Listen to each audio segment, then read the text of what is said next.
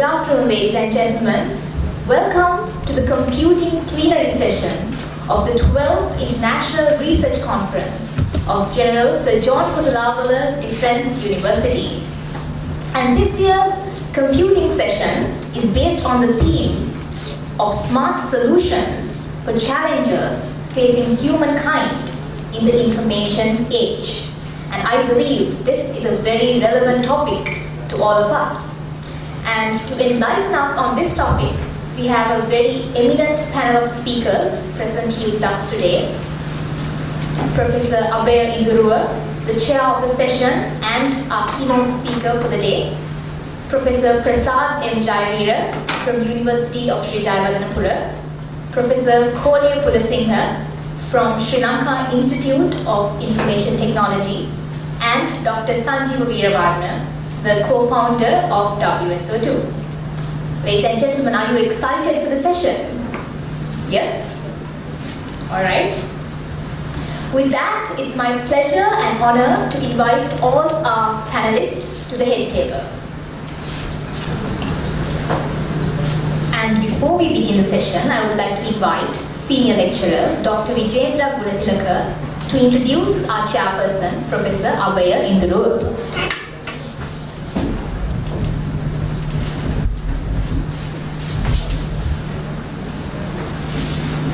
Good afternoon, dear ladies and gentlemen. I take this opportunity to give you a brief introduction of Professor Abhaya Induruwa. Professor Abhaya Induruwa is the inaugural Professor V.K. Samaranayake Chair of Computing at the School of Computing, University of Colombo. Currently, he is the Director of Cyber Innovation Hub of the Canterbury Christchurch University, United Kingdom. He pioneered the teaching of computer science and engineering in Sri Lanka and established the Department of Computer Science and Engineering of the University of Morocco. In recognition of his services to the ICT industry and to the advancement of computer education and professionalism in Sri Lanka, the Computer Society of Sri Lanka awarded him the honorary fellowship in 2003. He pioneered academic and research networking and deployment of internet in Sri Lanka and led Lanka in experimental academic and research network which is called LEARN, which today provides internet connectivity to all universities, research institutes and education and higher education institutes in the country. Furthermore, in recognition of his lifetime achievement in pioneering internet deployment in Sri Lanka, the Internet Society honored Professor Induruwa by inducting him the Internet Hall of Fame 2014. Recognizing his significant contribution to the deployment of networking and internet in Sri Lanka, Professor Induruwa was honored by the Internet Society Sri Lanka chapter with an Internet Pioneers Award in 2015. For his exceptional contribution to the digital arena, Professor Induruwa received a Lifetime Achievement Award from Sri Lanka Telecom in 2017. He has published his research widely and his current research focuses on smart devices, forensics and security of the Internet of Things. I gave a brief introduction of Professor Induruwa. Sir, let me have the great honor of inviting you to deliver your valuable speech. Over to you, sir.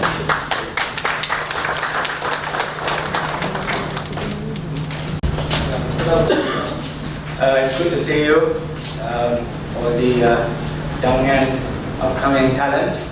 So we have a group of very eminent speakers today to share their experience and knowledge with you. To start with, let me introduce Professor Prasad Jayavira. Professor Jayavira received his BSc Honours degree in Computer Science, special from the University of Colombo in 1995.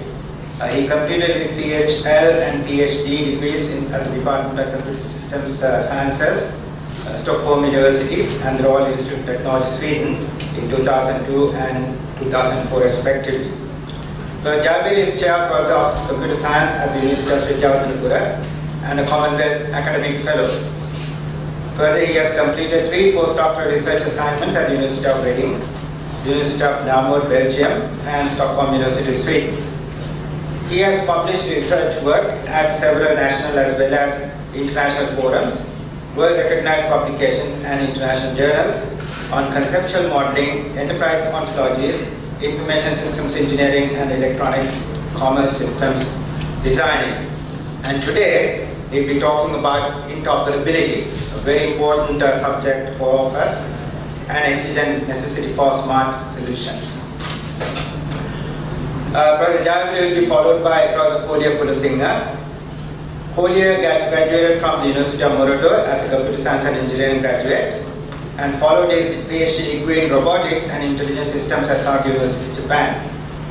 His research work involved comprehending fuzzy linguistic terms in natural language to robots. He works on conventional AI and computer linguistics. His recent research involvements include developing systems to identify speech-related disorders in children, with special attention to autism spectrum disorder. He joined the Sri Lanka Institute of Information Technology in 2003 as a senior lecturer, high grade, and held numerous positions including head, Department of Information Technology, postgraduate course coordinator, Dean Academic Affairs, Dean Postgraduate Studies and Research, and Dean Faculty of Computing. He was the first chairman of the Curriculum and Academic Quality Committee and chaired the Internal Quality Assurance Unit. He worked as a member of the Board of Directors of SLID from 2007 to 17. He edited the IT subject benchmark document to be based on Quality Assurance Accredited Council of the University Grants Commission of Sri Lanka. Professor Kolya Pulasinghe is the Professor of Information Technology at the SLID, and he'll be talking about assistance to companionship, role of socially assistive robots. Very interesting topic. And last but not least, we have Dr. Sanjeev Veeravarman. Sanjeev received a PhD in computer science from Purdue University, USA in 1994. After teaching at Purdue for 3 years, he joined IBM Research in New York, USA, where he continued to work for 8 years. In 2005, he left IBM Research to found WSO2, an enterprise technology startup based out of Sri Lanka. He left the WSO2 board in August 2019. From 2013 to 2018, he volunteered as an honorary officer to help the Sri Lanka Army to improve its digital infrastructure. Sanjeev is now focused on helping the government digital transform itself and to improve transparency of the government as a volunteer effort from the Lanka Software Foundation.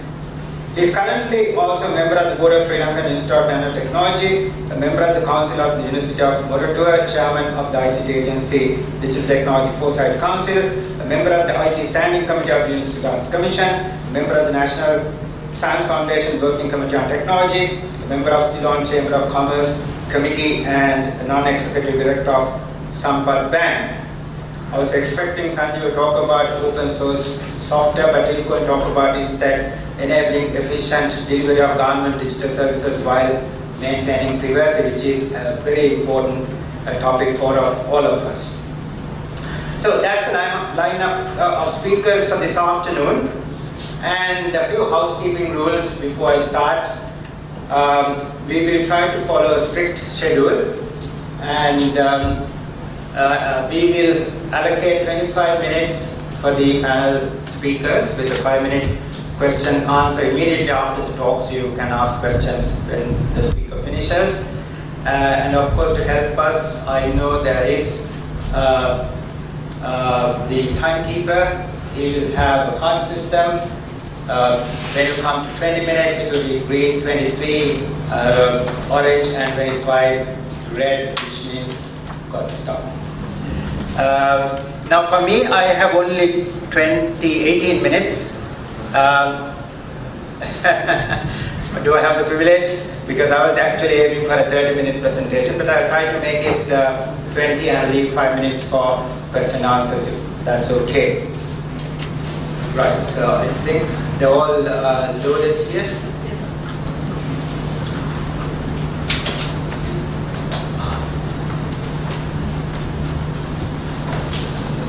That's fine.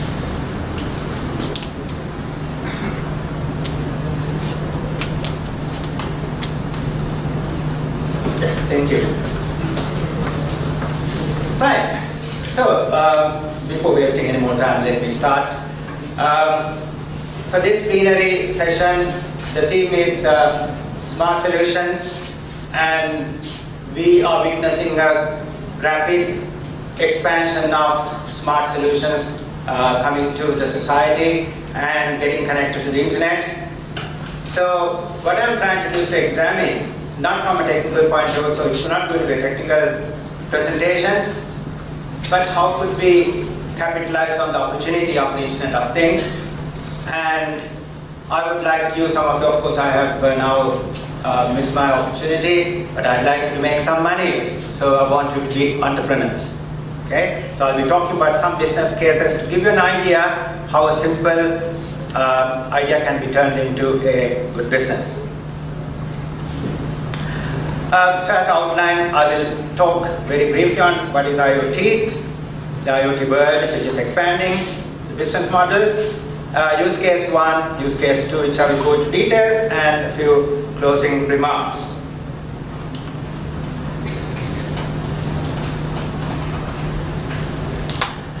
I usually have an interactive session. I ask questions, but today, because of time restrictions, I will not. So let me straight away go into, for the purpose of this discussion, IoT is all about exploiting connectedness to empower people and industry to harness the full potential of the network society. So if I go into a little bit more details, we are trying to incorporate the communications between devices to devices, mobiles to mobiles, and processes to people. Okay, so we want all that to happen in this connected world. As you can see, there are 4 components in the IoT, through 3 coming together to build IoT platforms. The sensors and actuators, they are the core, and of course they are connected using the connectivity platforms. And then of course, once you connect, you have access to the data measurements, because sensors are deployed to take measurements. And once you get the data, you need to process these data, so you need to have some analytics, because the analytics are the ones which are giving you indicators to use, and therefore they all come together as the IoT. So again, you have the sensors and actuators in the world, and then you have the connectivity provided through networks and all kinds of platforms like 3G, 4G, 5G, and then Wi-Fi, satellites, the wired connections, and then the analytics finally coming together, producing the IoT world. It is humongous, because if you know that the world population is 7 billion, we are talking of 20 billion devices connected. So for everyone living on this planet, there will be 3 devices on average. Some will have more, some will have none, but on the average they will have 3 devices per person. And as time goes by, in the next 10 years, probably we will have 10 devices per person. So it is going to be huge. And it is also a great business opportunity for the industry. They predict that by next year, the total business value is going to be around $6 trillion. Oops, keep on doing this. Roughly, if you work out based on the 7 billion population on Earth, $715 per person living. If I take our own country, we are looking at a share of $14 billion. Okay?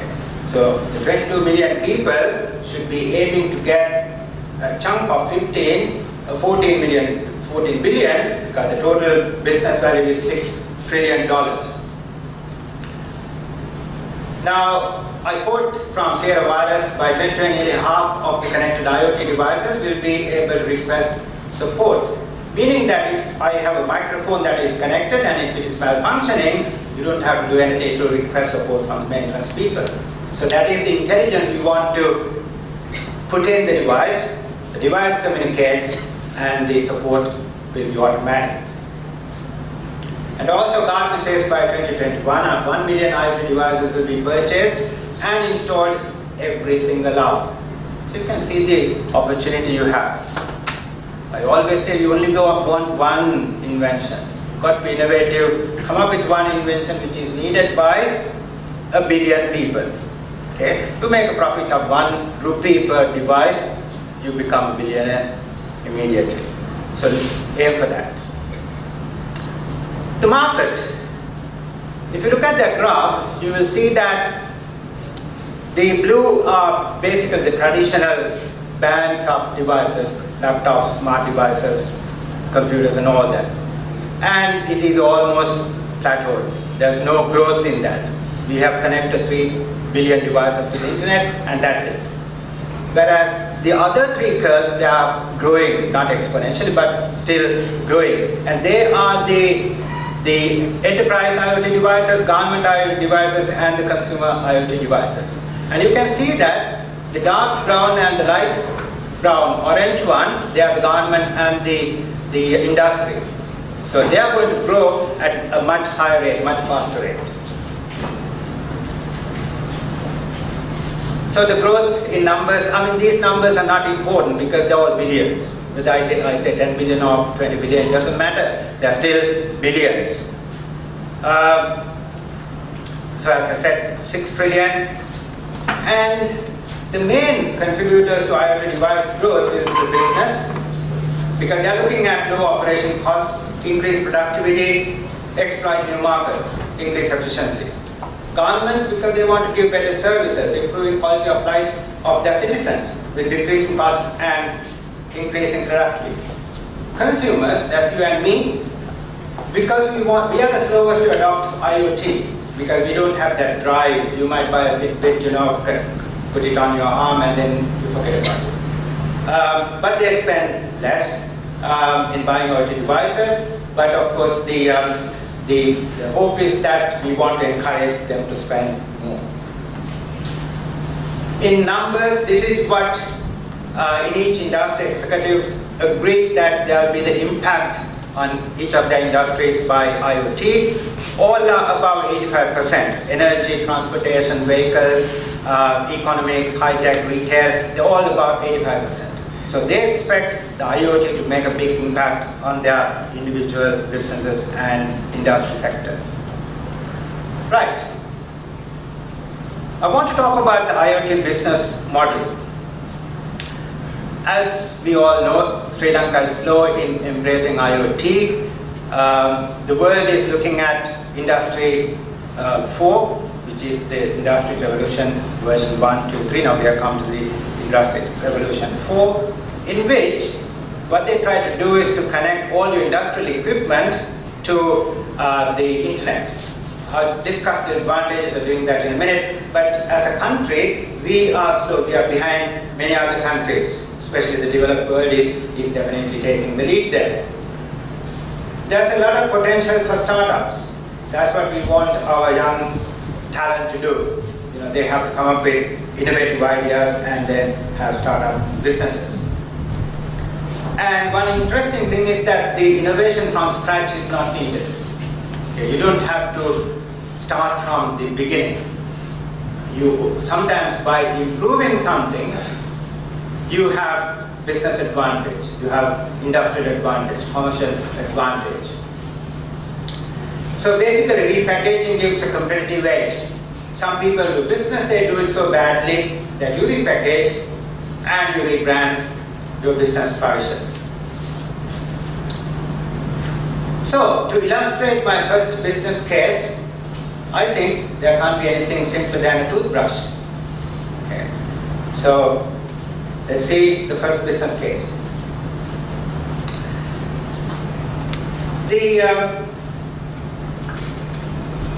You know what a toothbrush is, right? Everyone knows what a toothbrush is. That's what it looks like typically.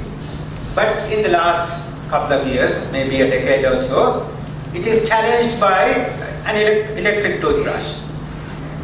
So that's what we have. So obviously, that's more expensive and people make more money. by selling electric toothbrushes. Now to make it even more competitive as a business, just not selling the toothbrush which will only brush your teeth, why don't you add a timer to it? Okay, so that's the innovation. Okay. So when you add this timer, the idea is that when you brush your teeth, it will tell you exactly when the 2 minutes is up. Okay, so you're not over brushing your teeth. So your business case will be to sell something which is good for your mouth.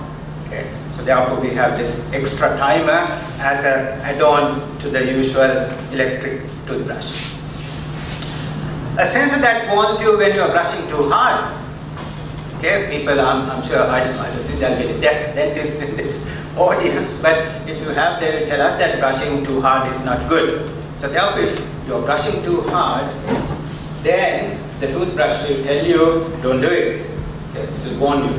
So we want to have a sensor. How about a LED traffic light system to indicate when the toothbrush, like my helper doing with traffic lights there, when the toothbrush head is worn out, it needs replacing, there will be a traffic light system. Okay.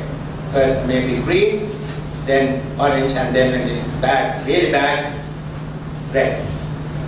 And I know if it is a manual one, we hardly change it, right? So, but here you can't because you'll be forced to change it. And it will refuse to work if you don't change. Now, is that enough? Now, that's innovation. From a simple electric toothbrush, we have added a lot more to help the consumer. Of course, not for free. You'll be charging more and more when you add on more things. But is that enough? Is that all what you can do? Well, I'll not wait for your answer. Of course not. You can do a lot more. So the business case continues. You try to make the toothbrush. Now that toothbrush is kind of smart, but not smart enough. So you can make it even more smarter. Give it a Bluetooth connection. I know you use Bluetooth with your headphones and all kinds of devices with your smartphone, but why don't you give a Bluetooth connection to the toothbrush? And not only the connection, but also a smart app. Right? A smart app which will allow you to do various things. Like you can program it. You can give a timer like an alarm. It can remind you when to brush, and after 8 hours or 10 hours, remind you again when to brush. So that can be made even smarter. So the whole idea is to help the consumer. Is that the end of the story? Have we innovated all what we can? Well, no, we can still innovate more. It is smarter, but the business model is the same, because we are still selling an electronic toothbrush with a couple of add-ons. We have made it smart. It can communicate with your phone. It can exchange. It can have word with you if you like. But it is still the same business model. We haven't done anything extravagant to make more money, because we want to create business. You got to claim more shelf space. The stores must be full of your toothbrush and nothing else. Okay, so how do we do that? So we need to innovate more. Oh yes, this is where the open source comes in. I want to make an open toothbrush. And the open toothbrush has SDK, software development kit. Okay. So therefore now with the toothbrush you also get access to a free SDK you can download from the internet, and then you can build your own software for that. And we might also sell some software ourselves. Now of course you can argue, who needs an SDK for a toothbrush? If that's where the business innovation is, make them want one. Right? If they don't want it, you have to make them somehow. You give to one person free, the next one will buy, because it's peer pressure. That's how we want to do business. Now this is where the innovation is. Gamify the toothbrush. Okay? Just like you go to the athletic tracks and you compete with each other, why don't you have a toothbrushing competition? Right? So gamify Now, of course, moms will love it because it's hard to, not you, but we parents, we know how difficult it is to get your kids to brush their teeth. Okay? So now we have a competition between your sisters and brothers or even friends. So I have a competition. You can sell more toothbrushes to the moms now. Okay. Is that good enough? Yes, this is the SDK. Actually, this is available. A company, Oral-B, it's a well-known company developing various things. So they actually produce one of these SDKs. Is this good enough? Yes and no. The developer ecosystem not only creates value but also competitive advantage that is hard to replicate. That's what we want. We want it to be competitive but at the same time hard to replicate. And no, because it is not the end of the business innovation. We haven't done yet all what we can do with this toothbrush. We take it further. A toothbrush with an insurance plan. Okay, now, is anyone selling insurance policies? So we want to now sell an insurance policy with the toothbrush. If you buy this toothbrush and if you use it as prescribed every 8 hours, less than 2 minutes every time, and you replace your head every recommended period, you get a plan which is the minimum cost.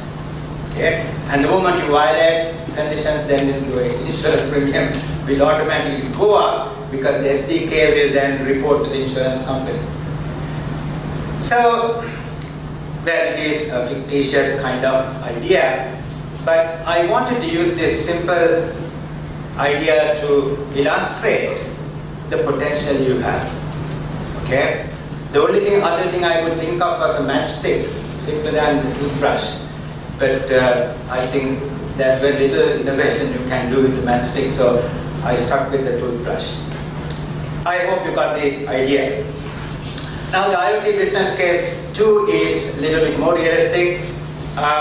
This is an industrial equipment manufacturer, a real industrial equipment manufacturer. The objective is to minimize downtime. He produces electric generators or vacuum pumps or water distilling equipment, no matter what. The idea is to minimize downtime, improve efficiency, and of course save energy. We are all conscious about the energy situation, so we want to save energy, meaning improving efficiency, and of course cutting down on downtime will be more productive. So these are the objectives. I mentioned the Industry 4. Industry 4 is the extension of the IoT to the industry, which is called IIoT. There are a lot of technical protocols and models available. As I said, I'm not going to go into the details of those, but they are there to facilitate the incorporation of non-internet compatible devices like electric generator or a water pump to, that's a very simple example, but I'm thinking of an entire oil refinery plant, to the internet for the purpose of monitoring and maintenance and increasing productivity and so on and so forth. So a typical solution is like this. You have at the bottom the industrial equipment in real time feeding the monitored data through the network, maybe through the internet, maybe wireless connection, it doesn't matter, eventually to the manufacturer monitoring system. And looking at the data that is coming in, the manufacturer can predict, can take steps to prevent breakdowns and also carry out the routine maintenance. So therefore, if you can maintain the equipment without failure, the customer is happy because his productivity goes up. Now this is not new. Most of the aircraft manufacturers, that's what they do when the aircraft is flying in the sky. All the operating parameters are fed to the manufacturer's computers, which they analyze, and when you land at the next airport, everything is ready for the major overhauls or minor overhauls that you have to do. So that is not new, but now we are trying to expand it to every device that you have. What are the benefits to the customer? Remote monitoring, that's the main thing. Real-time operational data, because you get everything fed to you and you can analyze data analytics and big data. You all know about these things. Predictive maintenance, if you know something is going to break, by looking at the history and the maintenance cycles and so on and so forth, you can get ready for the preventive maintenance. Better decision making, so you're not making any guesses, you're making decisions based on actual data. Faster deployment, because you can be ready when things go wrong, or even do preventive maintenance before things go wrong, and of course global reach. Your company may be Sri Lanka, but you can reach globally because of the widespread connectivity. Now to the manufacturing industry itself, the company which manufactures the industrial equipment, improved customer satisfaction. Now that is something you can't buy, you got to gain it. And how you gain it is by giving a good service. And because of the IoT or the industrial IoT, you have a means of gaining customer satisfaction. Reduce service calls, because you don't have to run to repair, you go there before things go wrong. It adds predictability to maintenance calls. You can know exactly when you have to do it, so your planning gets better. Helps research and development with real-time data, because data comes from the actual working machines, working environment, and it generates new and substantial revenue stream because you get more and more customers when the company is doing well.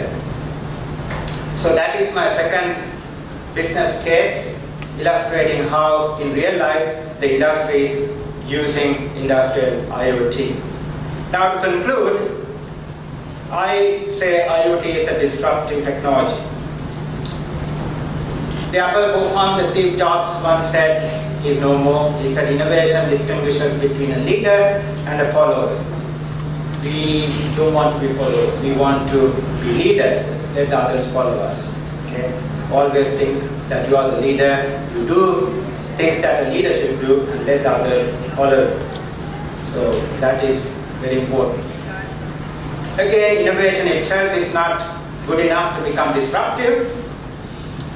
You got to take it to the next level, because the disruptive technologies cause major paradigm shifts. I talked about quality of life, economic shifts.